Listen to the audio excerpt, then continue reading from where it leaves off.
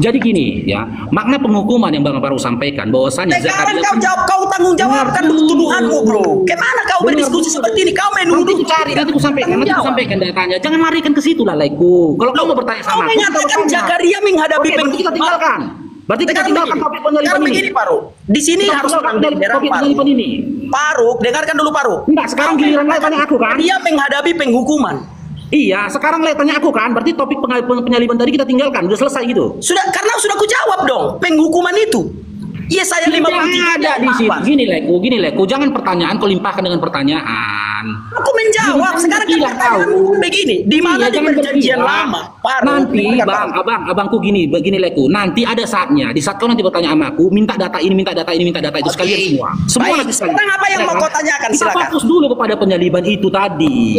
Kita fokus kepada penyaliban itu, bisa nggak Yesus dituhankan? Jika nubuah dari nabi-nabi terdahulu tidak ada menyatakan tentang ciri-ciri Yesus, tiga hal tadi, Al-Masih, anak domba, anak Allah, akan mati di kayu salib untuk menebus dosa manusia, maka sejatinya kalian umat Kristen menyembah iblis.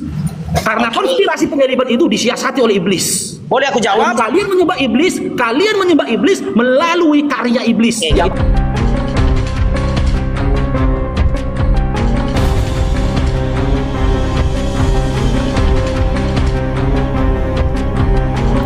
Assalamualaikum warahmatullahi wabarakatuh, sahabat beriman. Berjumpa kembali di Bintang Mu'alaf Channel. Mudah-mudahan kita semua selalu sehat walafiat di dalam lindungan Allah Subhanahu wa ta'ala. Sahabat, kesempatan kali ini kita akan tampilkan sebuah perdebatan yang sangat panas antara Bang Mu'alaf Farouk yang seorang mu'alaf versus seorang penghujat dari agama Kristen, yaitu Rudy Simamora yang biasa kita kenal memakai akun nickname Anak Batak. Oke, mari kita simak video perdebatan ini. Apa yang kekal? Raja Damai. Nah, sekarang kan kau sudah menemukan di dalam kitab para nabi bahwa seorang anak. Apakah di situ? Tunggu Laiku. Ya. Apakah di situ ada penyaliban? Kita fokus kepada penyaliban, Laiku. Kita fokus pada penyaliban, jangan lari kemana-mana. Kita fokus kepada penyaliban. Kita tidak bercerita saya 53. Sebentar dulu, Faruk, kau apa kali? Faruk berdiskusi nggak boleh seperti itu, Faruk. Dengarkan dulu, Faruk. Nggak boleh memotong pembicaraan orang berdiskusi. Iya, tapi jangan framing saya lah. Jangan digini, jangan lari kemana-mana topik kita. Kau yang memotong aku berbicara, Faruk. Gini loh, Faruk. Di dalam Yesaya 9 ayat 5 tertulis, sebab seorang anak telah lahir untuk kita, seorang putra telah diberikan untuk kita, lambang pemerintahan ada di atas bahunya, dan namanya disebut orang penasehat yang ajaib, Allah yang perkasa, Bapa yang kekal, Raja Damai. Itu tertulis dalam kitab para nabi kan? Nah, sekarang kan pertanyaanmu begini ya. Dari mana ya? Dengar ya, dulu Pak Faruk, biar terang benderang. Biar terang benderang, Faruk. Sekarang kau kan menanyakan, mana hubungannya ini untuk Yesus? Kan kayak gitu kau bilang kan? Mana hubungannya? Hubungannya dengan penyaliban Yesus, Bang. Hubungannya dengan penyaliban Yesus. Saya 53. Di situ tidak ada menceritakan tentang penyaliban Yesus. Surat Yesaya itu tidak ada menceritakan bahwasanya Yesus akan mati di kayu salib selama 3 hari menebus dosa manusia. Kembali ke penyaliban. Ya, kita kembali ke penyaliban. Sekarang saya bukakan ayatnya tentang penyaliban itu di dalam perjanjian lama ya. Paham ya? Boleh? Iya, silakan. Udah dibacakan tadi hukuman tertinggi. Siapakah yang percaya kepada berita yang kami dengar? Dan kepada siapakah tangan kekuasaan Tuhan dinyatakan? Sebagai taruk ia tumbuh di hadapan Tuhan, dan sebagai tunas dari tanah kering. Ia tidak tampan dan semaraknya pun tidak ada sehingga kita memandang dia. Dan rupa pun tidak sehingga kita menginginkannya. Ia dihindari orang, seorang yang penuh kesengsaraan dan yang biasa menderita kesakitan. Ia sangat dihina sehingga orang menutup mukanya terhadap dia. Sangat seru sekali perdebatan antara Mu'alaf Farouk versus Anak Batak ya. Kita akan tampilkan ada sebuah postingan di kompas.com yang berjudul Teks Mesir Ungkap Kisah Kontroversial Penyaliban Yesus. Teks kuno Mesir yang ditulis 1200 tahun lalu menyuguhkan cerita kontroversial tentang kisah penyaliban Yesus. Teks tersebut ditulis dalam bahasa Koptik, bahasa terakhir dari bahasa Mesir. Teks tersebut kini diterjemahkan oleh Roelof van den Bosch dari Utrecht University di Belanda. Terjemahan teks itu dikemas dalam buku berjudul Pseudo Cyril of Jerusalem on the Life and the Passion of Christ, Bril 2013. Dikutip Life Science Rabu 13 Maret 2013, Van den Broek mengungkapkan beberapa kisah kontroversial penyaliban yang sama sekali berbeda dengan versi cerita Alkitab. Salah satunya tentang Yesus dan Pontius Pilatus, jaksa yang menuntut penyaliban Yesus. Dalam teks Mesir ini, Pontius Pilatus menawarkan opsi pada Yesus. Jika Yesus bersedia, maka Pilatus akan menggantikan Yesus dengan anaknya sendiri. Dengan demikian, anak Pontius Pilatuslah yang disalib. Dan bagi kita pun dia tidak masuk hitungan. Tetapi sesungguhnya penyakit kita lah yang ditanggungnya, dan kesengsaraan kita yang dipikulnya. Padahal kita mengira dia kena tulah, dipukul dan ditindas Allah. Tetapi dia tertikam oleh karena pemberontakan kita. Dia diremukkan oleh karena kejahatan kita. Ganjaran yang mendatangkan keselamatan bagi kita ditimpakan kepadanya, dan oleh bilur-bilurnya kita menjadi sembuh. Kita sekalian sesat seperti domba, masing-masing kita mengambil jalannya sendiri. Tetapi Tuhan menimpakan kepadanya kejahatan kita sekalian. Dia dianiaya, tetapi dia tidak membiarkan dirinya dan tidak membuka mulutnya. Seperti anak domba yang dibawa ke pembantaian, seperti induk domba yang keluh di depan orang-orang yang menggunting bulunya. Ia tidak membuka mulutnya. Sesudah penahanan dan penghukuman ia terambil. Dan tentang nasibnya siapakah yang memikirkannya? Sungguh ia terputus dari negeri orang-orang hidup. Dan karena pemberontakan umatku, ia kena tulah. Itu bang, tentang penyaliban itu, hukuman tertinggi. Nah sekarang, kau menanyakan apa hubungannya itu dengan Yesus, benar kan? Tunggu, aku jelaskan Ya, boleh? Boleh aku menyimak, boleh aku menyimak dulu, menyampaikan dulu, boleh aku ngomong? Silakan. Oke, jika berdasarkan ayat itu kau katakan, sesungguhnya nabi-nabi setelah Nabi Musa alaihissalam pun merasakan penderitaan, tapi tidak spesifik penderitaan itu ke dalam penyaliban. Nabi Zakaria juga merasakan penderitaan. Di dalam agama kami juga Nabi Yahya alaihissalam juga merasakan penderitaan. Bahkan Nabi sebelum Nabi Isa alaihissalam semua merasakan penderitaan. Cuman spesifiknya penderitaan ini kan kita membahas tentang penyaliban. Kan kita tadi udah sepakat ya, di mana di kitab nabi-nabi terdahulu menceritakan tentang penyaliban Yesus, bahwasanya Yesus terang benerang nilaiku ya, bahwasanya Yesus akan mati di kayu salib untuk menebus dosa manusia dan bangkit pada hari ketiga. Oke, mungkin dalam nubuat itu tidak disebut nama Yesus. Yesus memiliki dua ciri-ciri. Yang pertama, tiga ciri-ciri. Yang pertama Al-Masih, yang kedua dia dikatakan anak domba, yang ketiga dia dikatakan anak Allah. Maka sejatinya cari data di dalam PL yang bahagian dari Torah, kitab Torah itu sendiri yang menyebut salah satu dari ketiga sifat ini tadi. Ya sudah, Yesaya 9 ayat 5 bro. Kan udah seorang anak. Ada di situ, di mana di situ menyebutkan ciri-ciri Yesus leku. Bisa saja ayat itu menceritakan tentang Nabi Zakaria. Kembali sebentar. Kayaknya semakin panas perdebatan di antara mereka, tetapi kita bisa melihat di sini si Rudi Simamora atau anak Batak berusaha mendominasi. Ya maklumlah karena perdebatan ini terjadi di room atau di komal si anak Batak.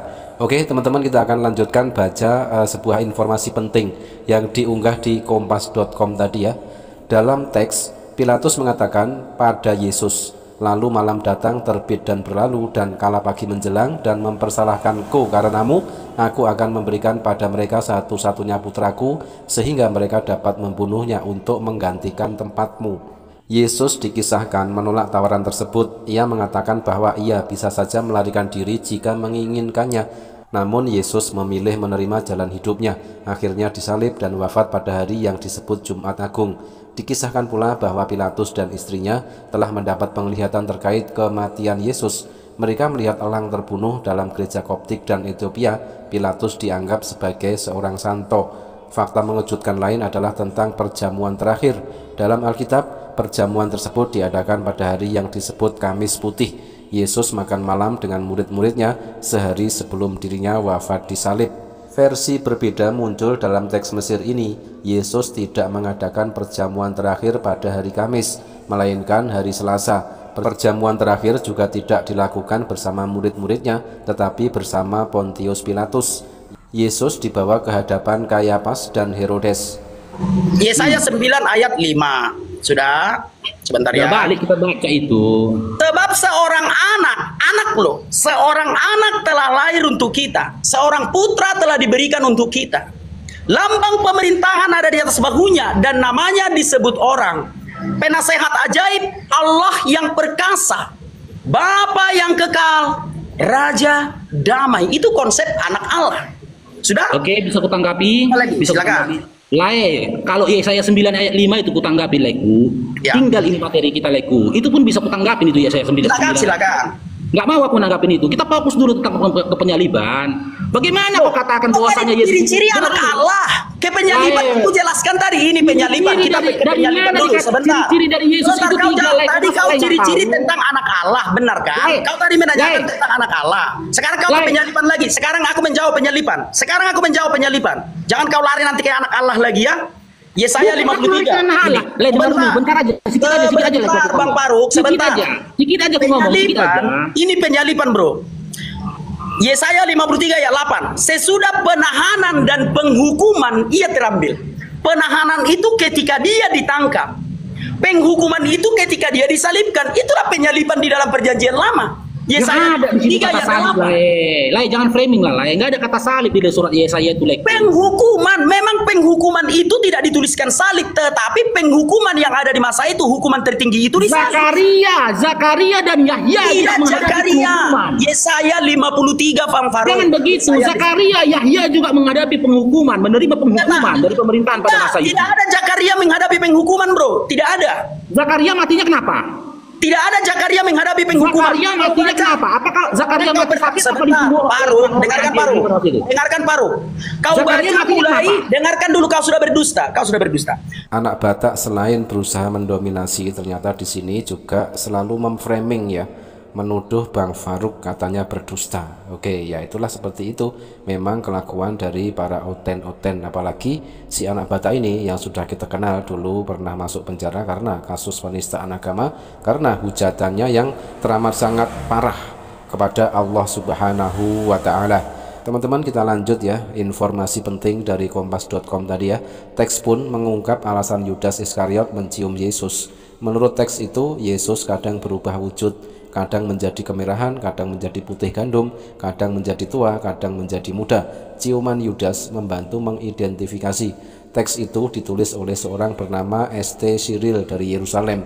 Menurut Van den Broek, Cyril tak benar-benar memiliki gelar santo. Cyril dalam awal teks juga mengatakan bahwa dirinya menemukan buku terkait hidup dan mati Kristus, namun buku itu mungkin tak benar-benar ada.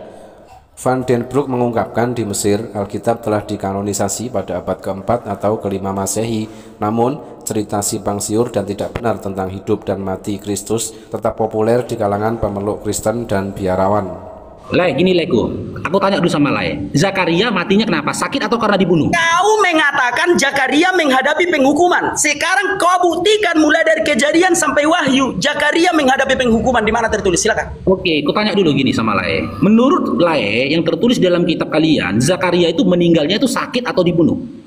Kematian Zakaria itu tidak ditulis di dalam kitab suci. Jadi gini ya, makna penghukuman yang Bang Faruk sampaikan bahwasanya sekarang kau tanggung jawabkan tuduhanmu, bro. Kemana kau berdiskusi seperti ini? Kau menuduh. Nanti aku sampaikan datanya. Jangan larikan ke situ lah, Laiku. Kalau kau mau bertanya sama aku, menyatakan Zakaria menghadapi penghukuman, kita tinggalkan. Berarti kita tinggalkan topik penyaliban ini. Faruk. Di sini harus topik penyaliban ini. Faruk, dengarkan dulu Faruk. Enggak, sekarang giliran Lai tanya aku kan. Dia menghadapi penghukuman. Iya, sekarang Lai tanya aku kan, berarti topik penyaliban tadi kita tinggalkan, udah selesai gitu. Karena sudah aku jawab dong, penghukuman itu. Yesaya 53 ada di situ. Gini Leku, jangan pertanyaan kau limpahkan dengan pertanyaan. Aku menjawab, sekarang kan pertanyaanmu begini, di mana di perjanjian lama? Nanti abangku gini Leku, nanti ada saatnya, di saat kau nanti bertanya sama aku, minta data ini itu sekalian semua. Semua nanti sekalian. Sekarang apa yang mau kau tanyakan? Kita fokus dulu kepada penyaliban itu tadi. Kita fokus kepada penyaliban. Penyaliban itu bisa nggak Yesus dituhankan? Jika nubuah dari nabi-nabi terdahulu tidak ada menyatakan tentang ciri-ciri Yesus 3 hal tadi, Al-Masih, anak domba, anak Allah akan mati di kayu salib untuk menebus dosa manusia, maka sejatinya kalian umat Kristen menyembah iblis. Karena konspirasi penyaliban itu disiasati oleh iblis. Boleh aku jawab? Kalian menyembah iblis melalui karya iblis. Gak apa-apa, silakan kau tuduh aja lah sepuasmu sampai puas hatimu. Udah selesai. Aku tuduh Leku, kayak gitu, framing. Udah boleh aku jawab? Udah boleh aku jawab? Makanya kasih ayatnya di dalam PL yang bagian dari Torah. Kitab sebelum dari Injil ya, atau kitab sebelum dari Injil itu adalah Torah. Atau lain jika lain memiliki kitab lain yang bagian dari nubuah nabi-nabi terdahulu, silahkan, nggak harus kepada PL. Silahkan.